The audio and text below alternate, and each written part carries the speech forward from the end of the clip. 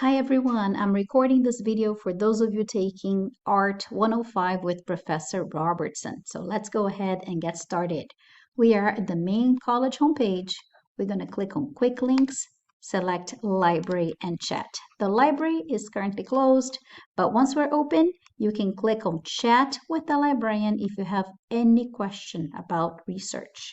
The library hours will be posted right here.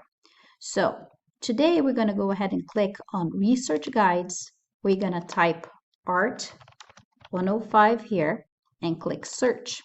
So this is where you're going to have access to different databases, books, videos, and we're going to browse some articles together.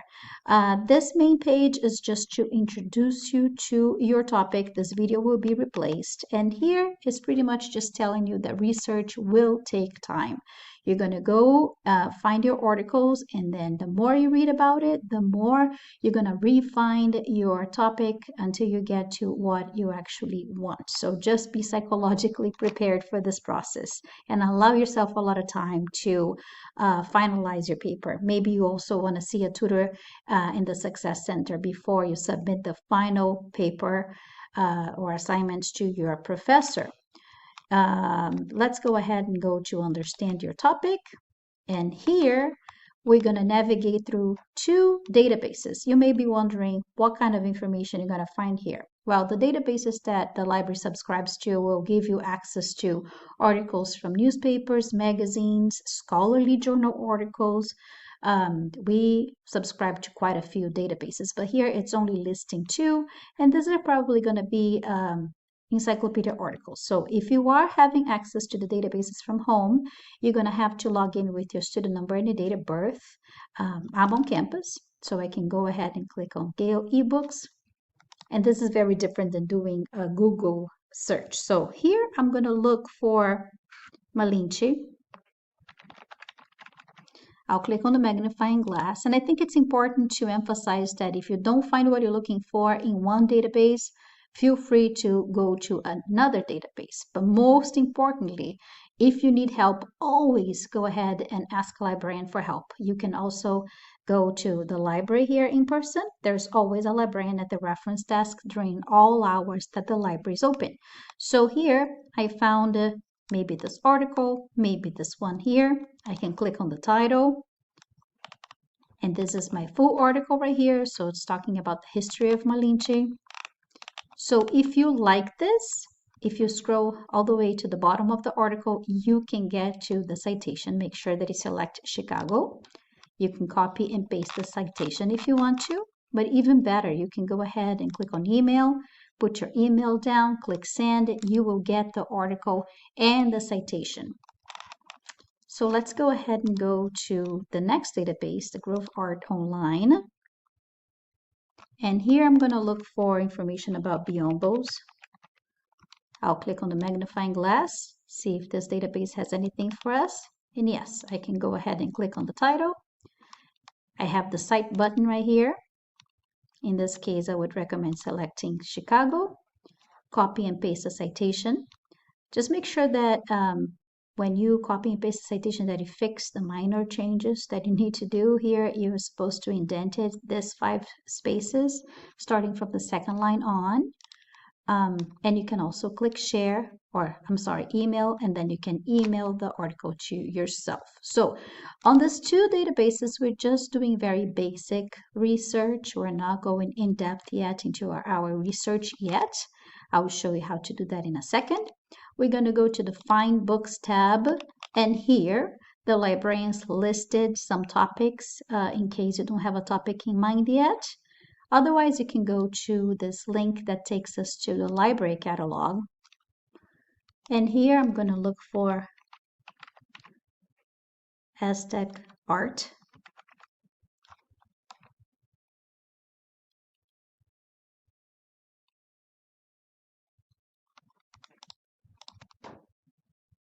Okay, I clicked on the magnifying glass. And here I'm going to see different books and videos that will mention Aztec art. If I want only materials that are available online, I can click on available online. And if I only want to find books, I click on books on the resource type. And in this case, if I want to have access to any of these books, I recommend that you click on the title. This way you can read a little bit about the description of the book and some keywords associated with it. If you want to have access to it, I'm on campus, so if you're off campus, you're going to have to log in. And if I click on the EBSCO link, I'm going to have access to it. So it gives me the option to go ahead and click on the PDF. Here's just giving me the table of contents. And this is the description of the book. If you want to cite the book, the information is right here. If you want to email the information about the book, you click on email. Click on citation format. Don't miss this step, otherwise you're not going to get the citation. And then you can click the Chicago option. Put your email down and click send. So here you go. You feel free to go ahead and type another topic that you have in mind. There are other ways in which you can limit your search if you want to. If you're looking for publications within a certain period of time, you can do that as well. And like I said, this is just to quickly introduce you to the resources that we have available. If you have questions, again, click on Chat with a Librarian. So let's go ahead and go to the next tab, which is the Find Articles tab. And here's where things get more interesting. You can combine keywords together. So we're going to go ahead and get started with Academic Search Complete. I'm not going to show you all these databases because if you understand how one works, chances are you will be fine using the other databases as well. A lot of students get started with this one because it's a multidisciplinary database. In other words, it's going to have a little bit about a variety of different topics. But again, if you don't find what you're looking for in one database, go to another one. So this is, again, very different than doing a Google search. And we have a brand new version of the EBSCO database. So here, what I'm going to do is I'm going to look for information about Jose Clemente Orozco.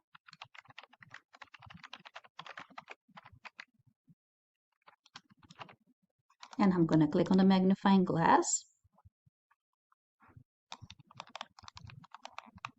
And if you find something that you like, you can go ahead and click on the title. Here you can go ahead and click on the citation option. Again, make sure that you select Chicago. And here you can go ahead and click share and email the article to yourself.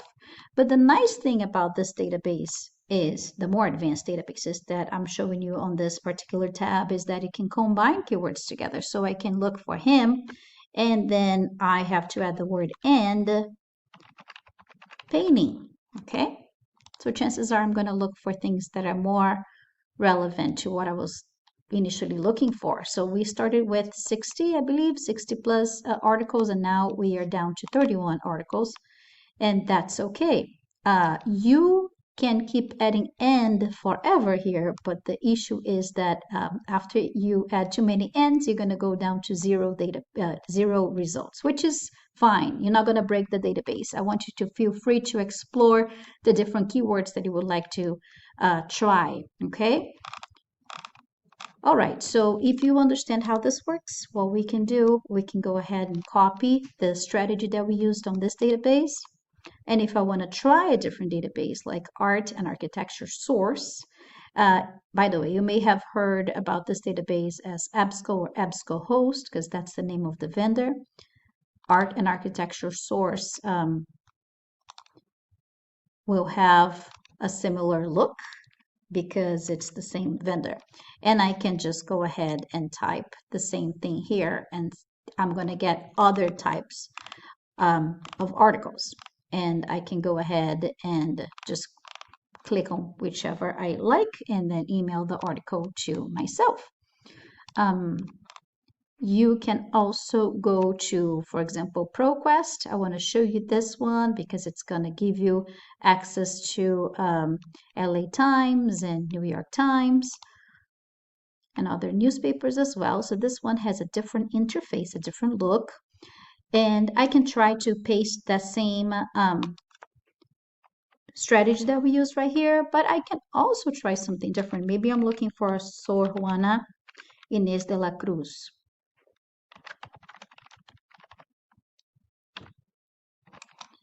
I can click on search.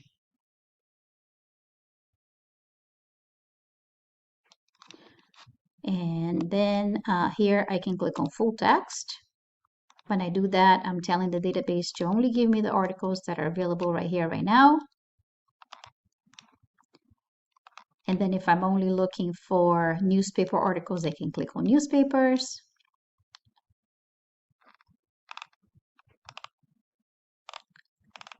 And you can go ahead and select any article that you see here.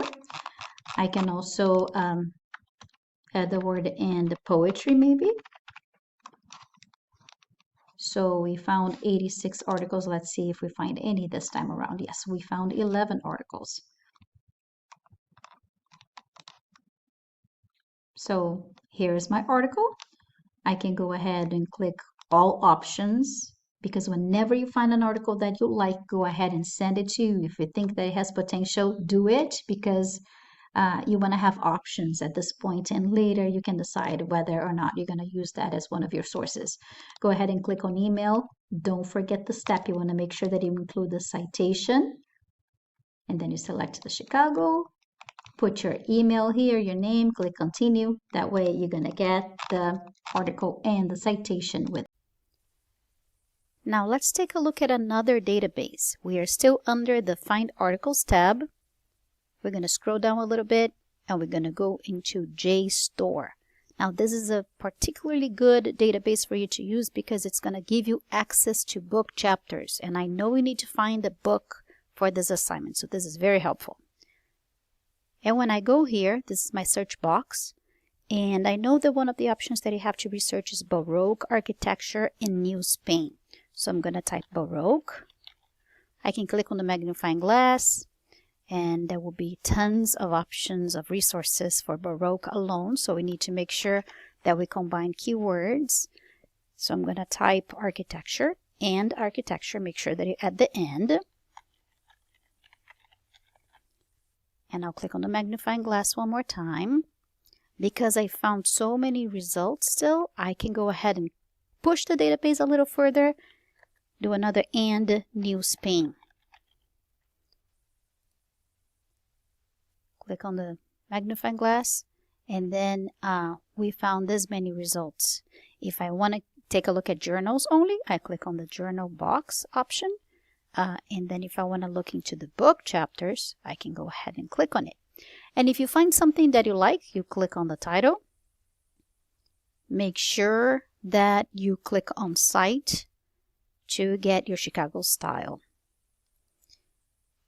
And something that I wanted to emphasize is that before I forget, I would like to remind you that if you need to see a librarian, that you please come ready to Zoom with us if you need assistance via chat. We are available at the reference desk, and as you know, we're available via chat.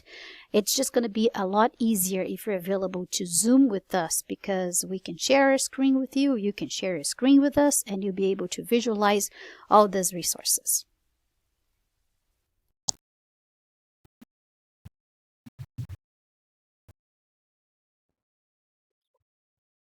Okay, now let's talk about what to do with all of those citations once you've compiled them from the databases. I've opened up a blank Google Doc, and we're going to start with our title of references.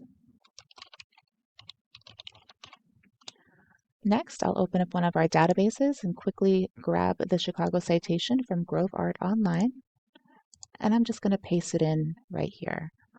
It's important that you click on regular paste and ignore paste without formatting, because some of the formatting is important, so we want to make sure that we don't delete that altogether.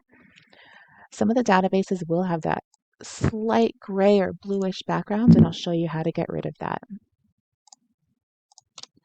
Next, I'll open up Gale eBooks, click on Cite, Chicago, select that, and whoop, That's our other one.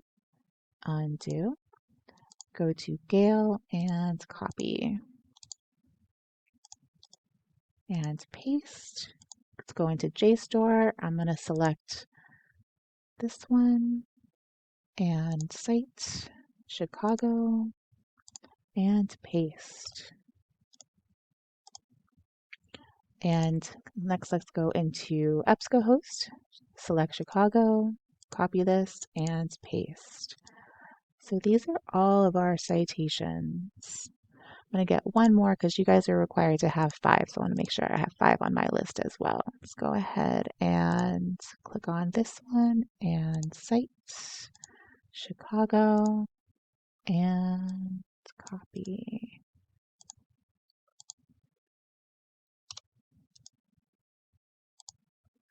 Okay, so you can see how some of them have a gray background. We want to first get rid of that by highlighting everything, highlight color, and none. So that'll delete the gray backgrounds.